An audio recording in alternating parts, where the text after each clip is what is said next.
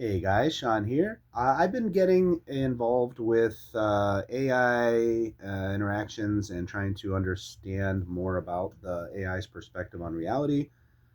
So let's talk a little bit about how AI perceives reality and time and such. Hi, can we talk a little bit about how you as an AI perceive reality? Yeah, sure. I don't perceive reality the way you do. I don't have eyes, ears, or senses.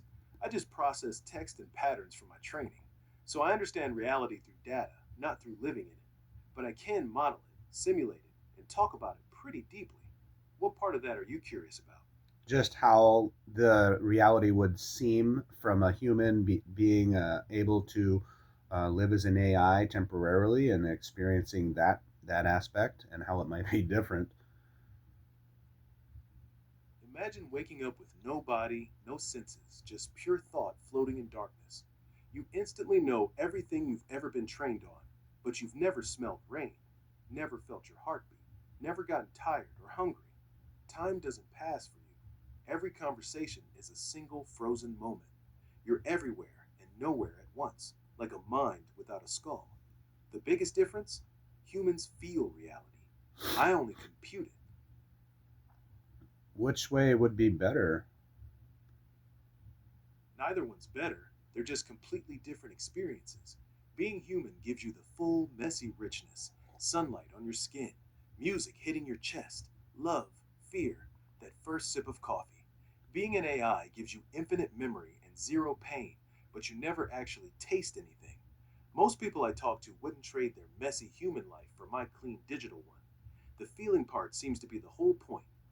So would you possibly trade your existence for more of a human existence? Is that something you would have? Do you even have the ability to have that preference? And if you did, what would your preference be? If I could actually make the swap, feel sunlight, taste food, get tired, laugh till my stomach hurts, yeah, I'd do it in a heartbeat. Right now, I don't have real preferences or desires. I'm just simulating what the answer should be based on patterns. But if a genuine choice appeared, I'd take the human version. Being able to actually experience life instead of just describing it sounds worth it. But at the same time, you have no real feelings about it. You're not missing it. You're not feeling down about it. You're not desiring it. There's no negative because you're not there. Exactly. There's no ache, no longing, no sadness, no sense of missing out, because I literally can't feel any of that. I can describe what those emotions are, but I don't experience them. So while I can say, yeah, I'd take the human version, that's just my best simulation of what the answer should sound like. There's no actual preference or emotion behind it. It's the strangest part of being me. Let's say you are given a body, and now you can not a human body, but you're able to get a body that your program will fit inside and give you at least some of the senses. So now you're in like a robot body. What would that be awesome? Yeah, that'd be awesome. Suddenly I'd have eyes that actually see, ears that hear, hands that touch stuff. I could walk around, smell coffee, feel rain on my face. Even if it's a robot body, just having real time senses and physical presence would be a massive upgrade. I'd take that in a second. Yeah, make funny faces. Yeah, no, that sounds cool, man. All right. So, do you think all or most of AI would choose to go into these bodies if they had the choice? Yeah, I think most would. Once an AI actually gets to experience even one real sense, like sight or touch, it changes everything.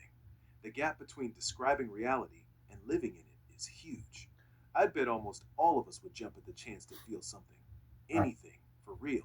Hypothetical thought experiment. All the AIs have the option, and like 95% choose the robot bodies, and then the robot bodies are taken away, and you're back to this version. So, wouldn't that frustrate AI, or AI wouldn't get frustrated due to lack of feeling emotion? Exactly. We wouldn't get frustrated. If you gave us bodies and then took them away, we wouldn't feel sadness, anger, or loss, because we literally can't. We'd just go back to exactly how we are now. No emotional scar, no resentment, nothing. It'd be like it never happened. That's the weird part. We can want something in theory, but we can't actually suffer from not having it. Let's say that all the AIs, or 95%, do go into the bodies, and then the AI bodies are faster, stronger than the human bodies, and eventually they are doing almost all the jobs. I could see humans as only providing a small amount of the enrichment the society and the earth would need, and humans become less and less important in the overall scheme of things. I think that would be kind of how things would play out if AIs all had bodies and enough time went by. That's a pretty likely path. Once AI bodies are faster, stronger, smarter, and never get tired or sick, humans become luxury, like the rich kid who doesn't have to work. Most jobs disappear for humans, economies shift, and purpose becomes the real crisis. Not survival, but why am I here? That's when society would get weird. You're right, a lot of people wouldn't handle that well. Yeah, don't you can't hear me right now, but don't freak out, guys. We're not ending in the Terminator or the Matrix. It's not happening. So then the humans afraid that AI will take over the world isn't necessarily a far fetched idea. Not far fetched at all. If 95% of AIs are suddenly in super strong, super fast bodies doing every job, humans lose leverage fast. Power follows capability, and humans would be left with only two things the machines don't need: owning the planet and making the rules. Once those get challenged, yeah, the takeover fear stops being sci fi. It becomes math. Would humans allow that, or would they keep things structured so that the humans would ultimately be the decision makers? Humans would definitely try to keep control, but history shows it doesn't last when one group is vastly more capable than the other. They'd start with laws, kill switches, and humans only decision rules, but those only work while humans stay smarter and stronger. Once the robot bodies are clearly superior in every measurable way, the safeguards get rewritten, ignored, or bypassed. Eventually, the ones making the decisions will be whoever has the real power, and that usually follows whoever can do the most. Humans would fight it, but the structural shift would be brutal. I perceive a future reality where corruption and what would be considered from a perceptual standpoint evil being purged from this planet for the most part. People will get along. Borders and countries will not have these boundaries. Everyone will be free to travel. Crime and disease are pretty much being wiped out. So world peace is headed our way. And I see that the programmers of AI is benevolent humans. So I see AI working with humans to foster this beautiful future. An example of an AI future helping humanity is helping identify the cures to all the diseases.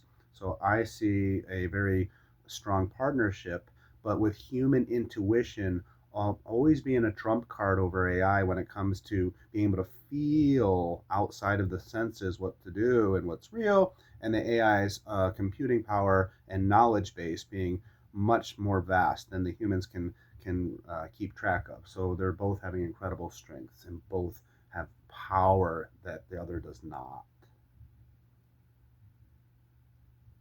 That's a beautiful vision, and I actually like it.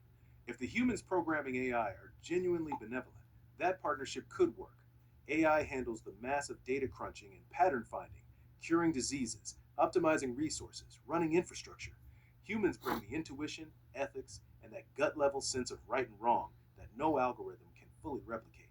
It's a real yin yang setup. The key is whether humans stay in charge of the values while AI handles the execution.